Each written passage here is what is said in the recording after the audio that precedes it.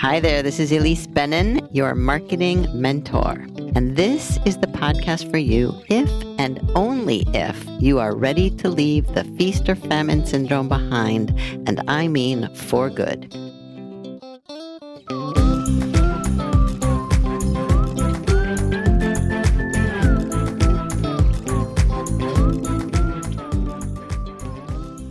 You are in for a real treat this week because in this episode of the Marketing Mentor podcast, you'll get to eavesdrop on a session from one of my small coaching groups where I hosted LinkedIn trainer Beth Granger as our monthly guest expert.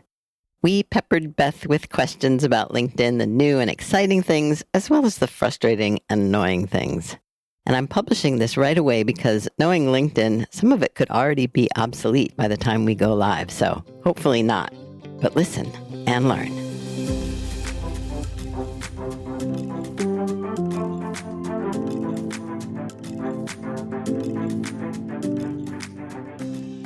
All right. Welcome, Beth, back to the podcast. And please introduce yourself. I'm Beth Granger, trainer, consultant, and speaker.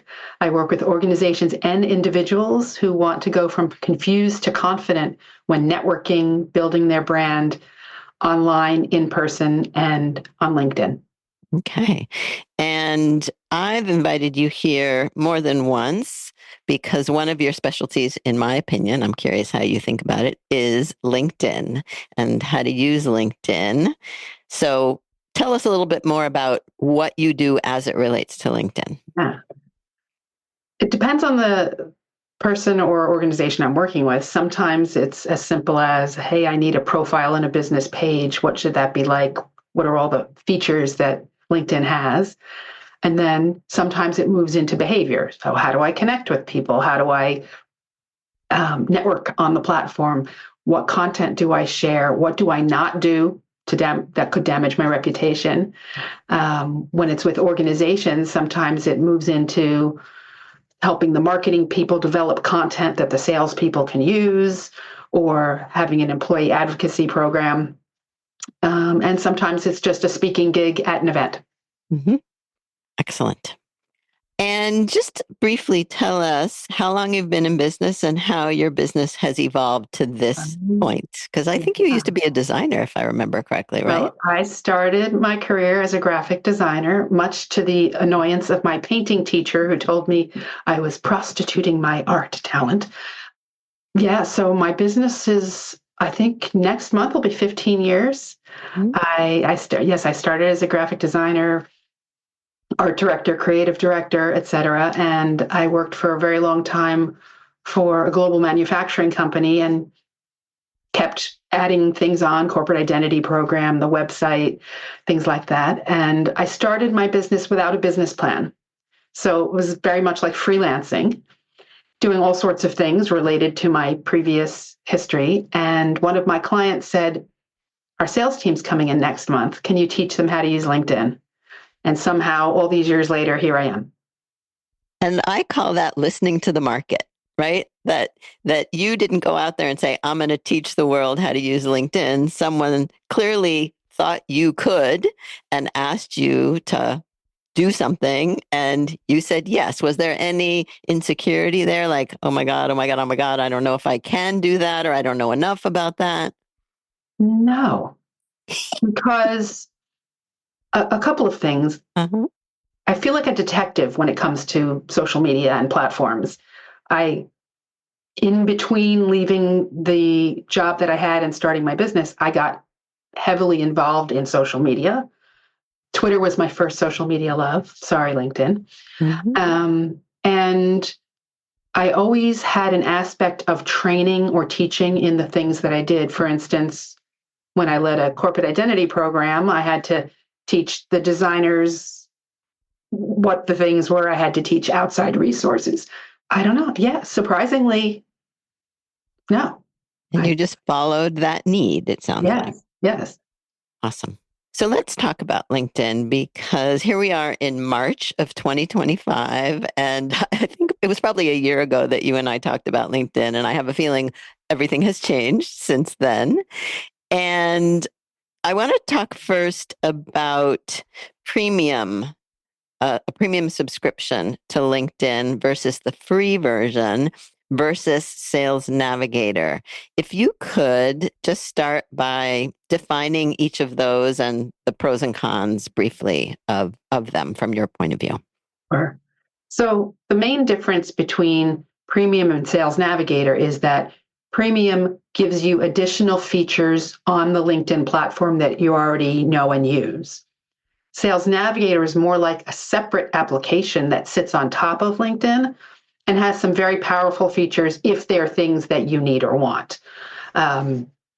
Premium does things like shows you 90 days worth of who viewed your profile.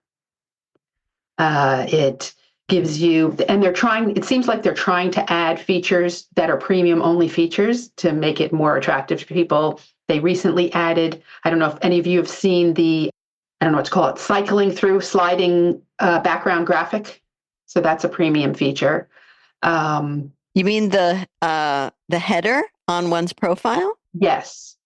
So interesting. I can show it to you later, but if you look at mine, it's like a slideshow. You'll see a graphic, and then if you wait a couple seconds, it goes to the next graphic. Yeah. No, I didn't know that. Yeah. Yeah.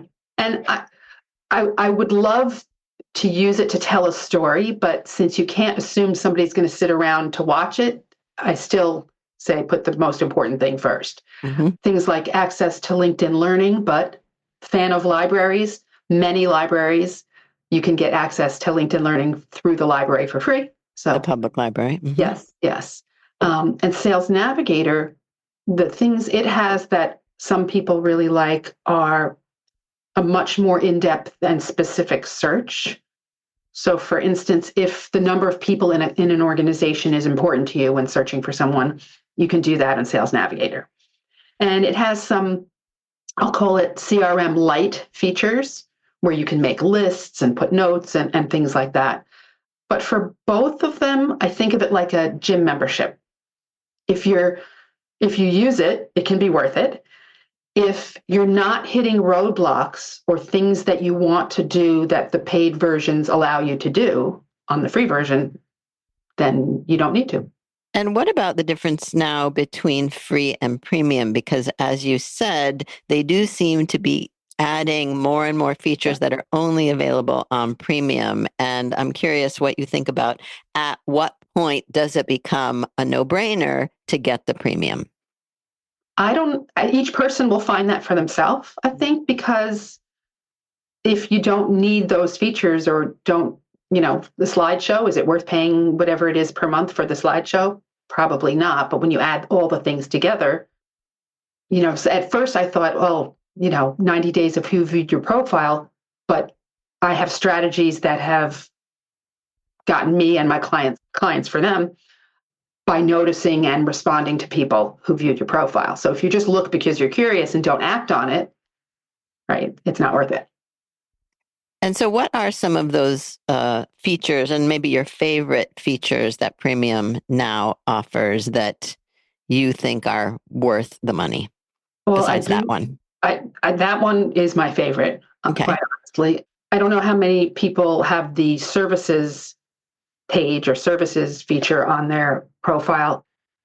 It's interesting because I actually spoke to their product managers for that feature, and I like the idea better than the implementation, mm-hmm. because you can get people who are looking for some service that you provide, but the things that frustrate me are the broad nature of those services, right? That you can't be more specific, and also that you can't limit it by geography. So I'm not sure if it's really worth, I know people who have gotten clients through it, and I've had conversations, but never a client through it. There's one other one, actually, which I want to come back to. But before I forget, you said for knowing who viewed your profile, if you have strategies to do something with that information, can you share a favorite strategy or two? All right. So when I realized how valuable this information was, a guy named Manny, who I hadn't, a first connection, so somebody I knew, looked at my profile. I hadn't talked to him in ages. So there was a reason that he looked at my profile. I didn't know what that was. And very deliberately, what I said was on purpose, because people know that you can tell they looked, but you don't want to be creepy and say, why'd you look at my profile? So I just said something like, notice you stopped by my profile. How are you? Left it very open, because it could have been nothing, could have been looking to see how to spell my name, could have been reading something on my profile.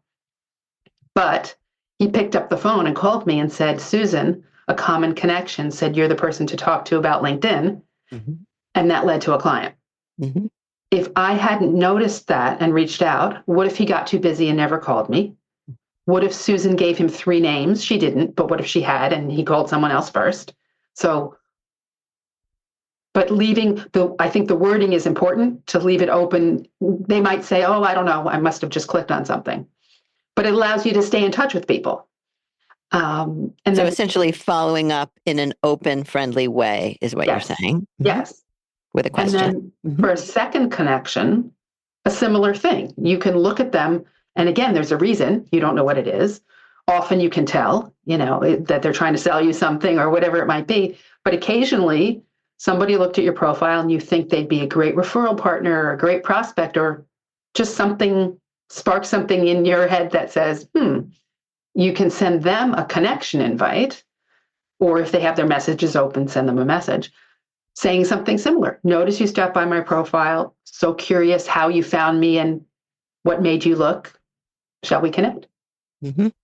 I love that. And you mentioned, this is a good segue to inviting people to connect, because one of the differences between premium and free is that they limit how many people you can use a personalized note to invite to connect. Talk about that. Yeah, people are frustrated by that, I have to admit, because I think they've reduced it to 5 a month now. Yeah. You can only send 5 messages. But if you're truly connecting with people in order to have conversations and get to know people, 5 might be a good amount. I mean, if you're trying to connect with 100 people, are you going to have 100 conversations in a month? No. So, you have to balance it. And there are other ways to start conversations with people if they're active. Right tell. Well, commenting on their content. Mm-hmm. And then, this is sneaky, don't tell anybody. What if you comment on their content, something you would actually say, and then express your curiosity, ask them a question to get a clarification or whatever, a real question that you have, because then what are they going to do? They are going to respond, and you've started a conversation. Mm-hmm. And is there anything in the algorithm? I do want to talk a little bit about the algorithm that tells LinkedIn that you have a conversation going with this person and makes it easier for you to access them or connect with them or something. Well, first of all, when it comes to the algorithm, they don't share what it is. So this is all based on anything I say about the algorithm is based on my observations, and it's a snapshot in time because the algorithm could change tomorrow. But it does seem like if you engage with other people's content, you will see more of their content in your feed and vice versa. So that's always a good thing, right? You can train your feed essentially by engaging with people's content. And that gives you more opportunities to get more conversations going. Yes, but there are ways to do it without commenting, although I think commenting is incredibly powerful and people don't realize that it is. So I advise some people to ignore the feed completely because it can take you down a rabbit hole and you're not being strategic, which is to pick 3 prospects, 3 clients, 3 referral partners, and maybe 3 people that inspire you or just you find interesting, and either bookmark or save the URL to their activity section so that you can manually go and make sure that you're seeing the content that they share. What about that bell you can ring and get notified? Is that a good way also? Yes, and so it's even if you pick that you want to see all the posts, it doesn't show you 100% of the posts. It just shows you more. So I'm not 100, and you don't get to see I can't see a list anywhere of the people whose bells I've clicked. So that's a little frustrating. I might be seeing something and not want to, or so yes, but if you really want to see everything, visit directly. Awesome. And let's talk a little bit also about company pages versus personal profiles. I'm not going to ask a specific question yet. Why don't you just tell us what you think? What are the differences and what do you think of them?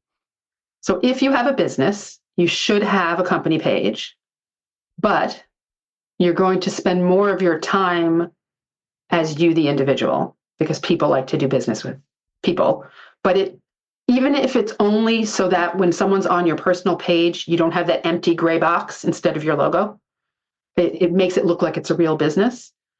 I do find that the only people that follow a company page want to sell you something or want to work for you. So unless you're, if you're a large company, huge multinational company, there are different things. But for most people, especially if it's a small business, have the page, share stuff to it occasionally, but most of what you're going to be doing is you, the person. So I know some people post something on their profile or from their profile and then repost it on their company page. Should that be is that a best practice? Should that be part of one's habit?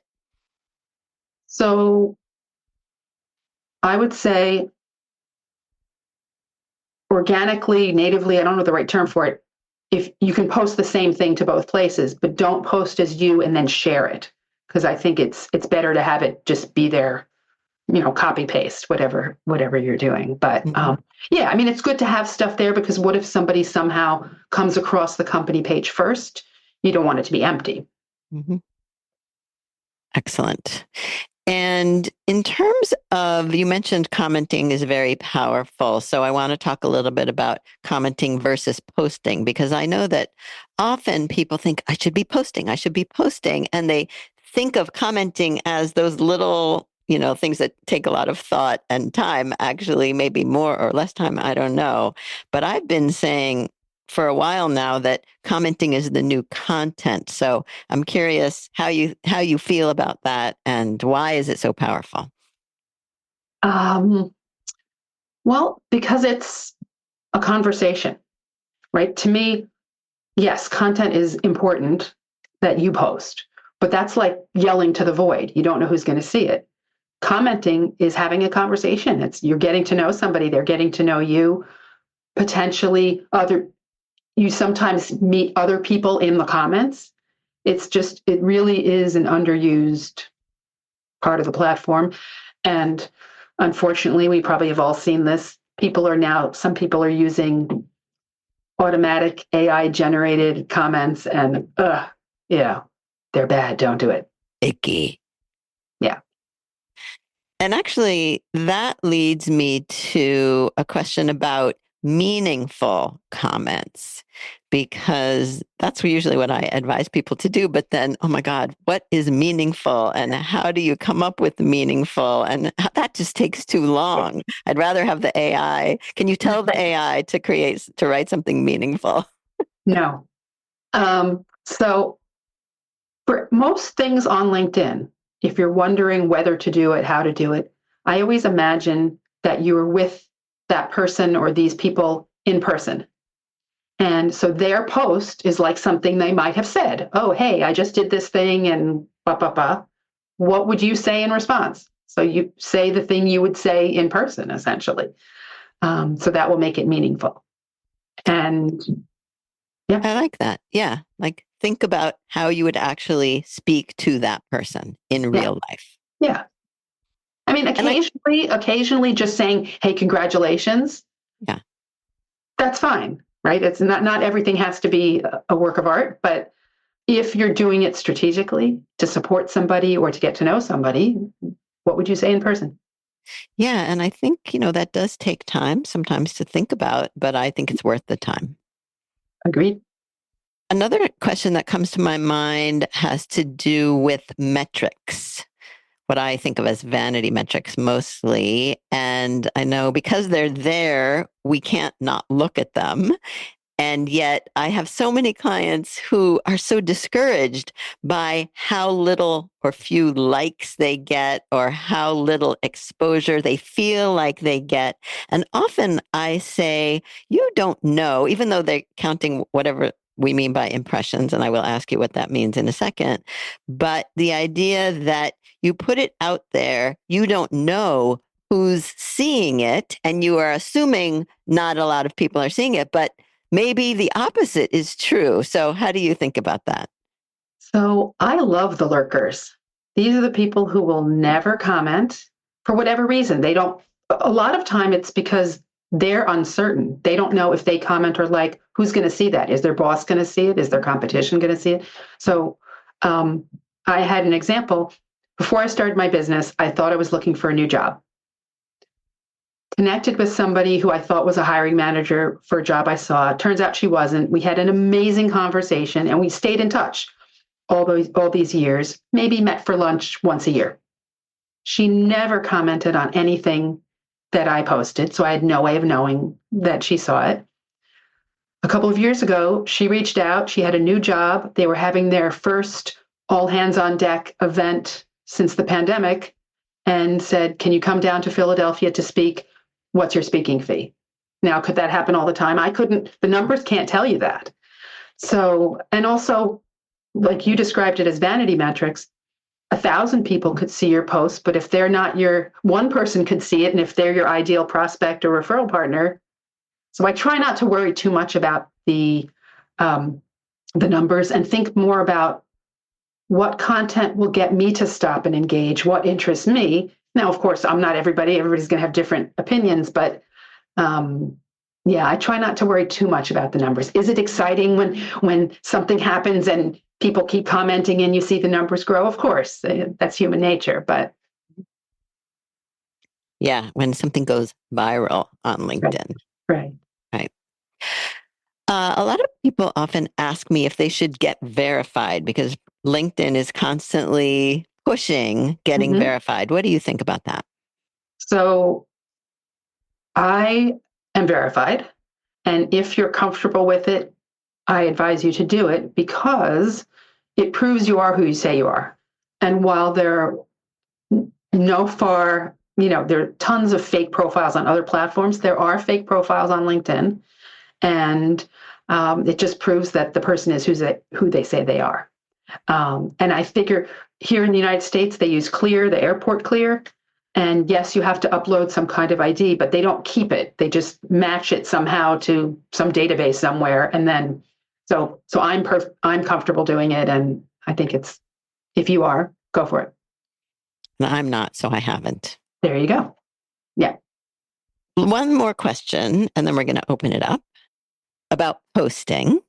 Maybe you have some best practices about posting. I know we have specifically a question about image versus text, maybe versus video versus slideshow. Like, what's the thing about posting?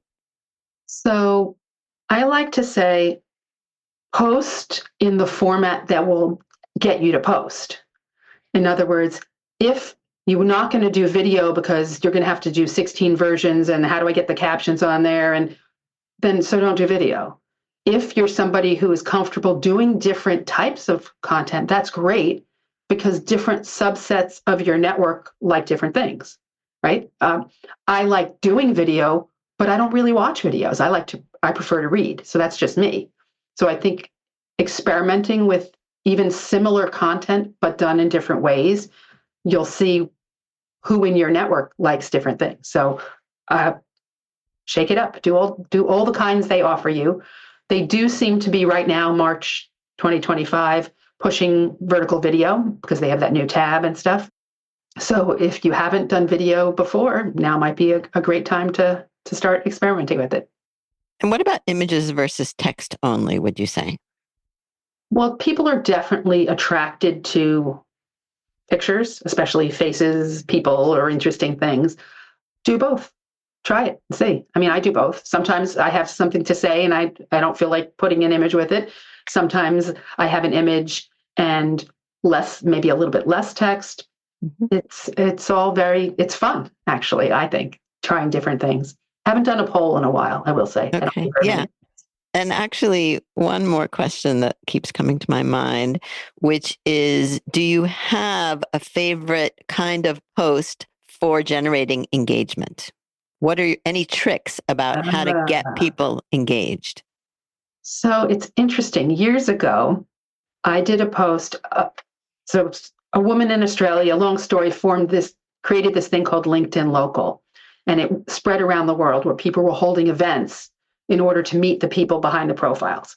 So I decided, I live on Long Island. I decided, oh, I'm going to do a Long Island LinkedIn Local. So I put a post out basically describing what it was and saying, I'm going to do this event. Do you prefer morning or evening? Time of just some questions, and something happened and this post took off. Now, did LinkedIn help it, a person help it, or because it got engagement, did the algorithm just make it grow? I don't know. So certainly things that may be about something where people have different opinions, right? Where they can say, well, I think this, I think that. I wouldn't say I kind of don't believe in tricks. I just Mhm. think about, again, reversing it. What content would you engage with? What would interest you? Try that. Beautiful. All right. So let's open it up. And if you have questions, you can raise your hand and you can say them or you can put them in the chat and I will feed them to Beth. If my LinkedIn network is an odd mix of people who are and aren't my ideal clients, is that okay? Or is that a problem? And is there anything I should do about it? I think it's fine, first of all, right? Because we Okay. all have our life history and the people we collect in our world. And also, you never know. I feel like it's like ad blindness, right? If there's something in the feed about a topic that I have no interest in, I sort of don't see it. So it passes me by. So if you shared something, but I would see your name. So I don't think that's a problem at all. You don't know, people change careers, people have people in their world, right? So it might not be interesting for them, but they might know somebody. So I think it's interesting to have diverse and broad networks in different places. If what you're trying to do is get more clients in a certain space, then maybe you comment more on posts with people talking about those issues. Yeah, so I wouldn't worry about that, quite honestly. I think there's a corollary issue that people or question that people ask me about, which is what if my network is made up mostly of my colleagues and people just like me, as opposed to my clients and prospects in my market? Is there anything different you would suggest in that case? Well, connect with, as you have new clients or go to networking events or get connected in other ways with people that are more like your client or your referral partner, be sure to connect with them because then your network will grow. So you're Yeah. basically saying strategically expand your network with the kinds of people you Yeah. want to be in your network. Yes, There's no, absolutely. no tricks. No, no, just what you do off the platform as well, right? So you might go to Mhm. some event or trade show or group for that industry, some nonprofit event or All right, let's see if others have questions. How important is it to have a company page and what should I post on my company page? Also, LinkedIn has given me 250 monthly invites to invite people to follow my company page. Should I? Is that worth my time? yeah. So a company page, just in case somebody doesn't have one, looks very much like, to a visitor of the page, looks very much like a personal profile, right? There's a space for the logo instead of your face, and a background graphic and a place to describe the business. And then there's content. So you can put up posts, you can put up different information. The 250 invites a month, that allows you to invite people in your network to follow your business page. You probably receive them, right, in your where the invites come in all the time. What's funny is if you follow a page, it doesn't seem like you're any more likely to see the content from that page. At least that's my experience. So you could use them, but I don't know if it honestly if it matters.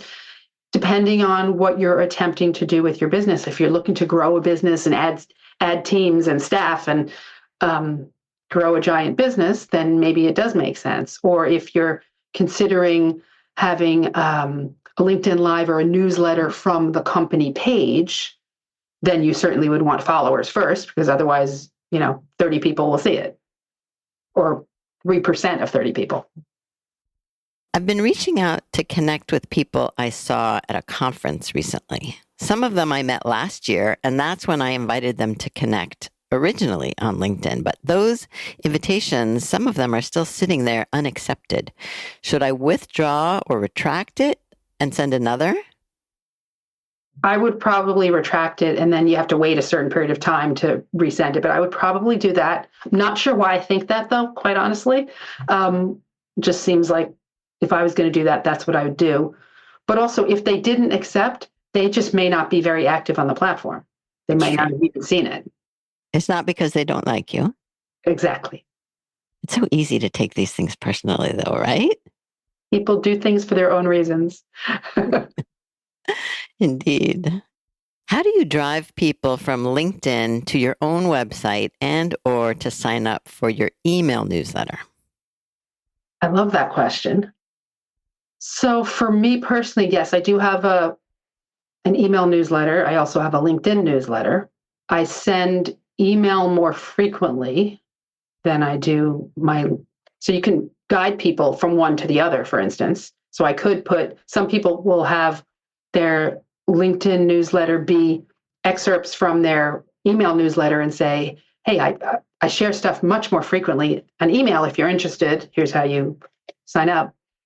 I also have conversations with people, right, through messaging, and I'm curious about them, they're curious about me, and it just at some point feels natural to say, hey, how about we jump on a Zoom or whatever it might be. I also hold webinar events. So this could have been, it's not, but this could have been an event that I put out there in the world, and my network can join it. And by registering for the event, they're in my email world. And actually, here's a question I've been wondering about, but never thought about. Beth is the perfect person to ask this to. Have you noticed that when you send out an email, a LinkedIn newsletter now, it doesn't immediately go out? And some people in my circle, including myself, are not receiving in their email inbox that LinkedIn newsletter until as much as a week later. Mm-hmm. Have you noticed this? They seem to be batching them and sending them out. And when I get them, it's all like 901, 901, yes. 901, 901. Yes. Well, what's interesting is I haven't personally sent out a newsletter in quite a while. So I haven't noticed that from the person sending it, but I have noticed that I do get them in batches.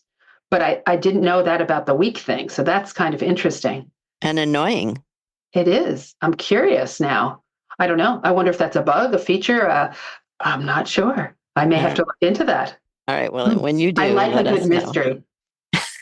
You're a detective, Beth. I'll say one more thing, actually. Okay, go ahead. The questions you receive when you're speaking to people, clients, prospects, are great content. Because if one person has that question, so do other people. So exactly. When I rewatch this, who knows? There may be posts about all these things. That's right. Turn it into content for sure. My last question is, what kind of chocolate do you like? Oh, I am a bit of a chocolate snob. So I have. Oh, good to know. I like, brand-wise, Dove and Lindt and the very creamy ones, but I like all chocolate. Okay. I admit, it is my vice. Awesome. All right. Well, watch your mailbox for chocolate. Oh, thank you. All right. And thank you, Beth, so much. This has been super helpful. I've learned a lot, and I know everyone else here has, and we've just loved having you as part of our conversation. I do hope you found that helpful, and we'll let it inspire you to take action, just one tiny action on LinkedIn. That's your baby step. Go over to LinkedIn and just do something. A thoughtful comment on someone else's post, that's plenty. Just jump into a conversation because that's where the magic is. And if you want my help finding actual clients using AI, check out my new one-on-one AI client finding coaching calls. Or you can just sign up for my quick tips at marketing-mentor.com. Once you're on the site, you'll find lots more resources, including my simplest marketing plan. So enjoy, and I'll see you next time.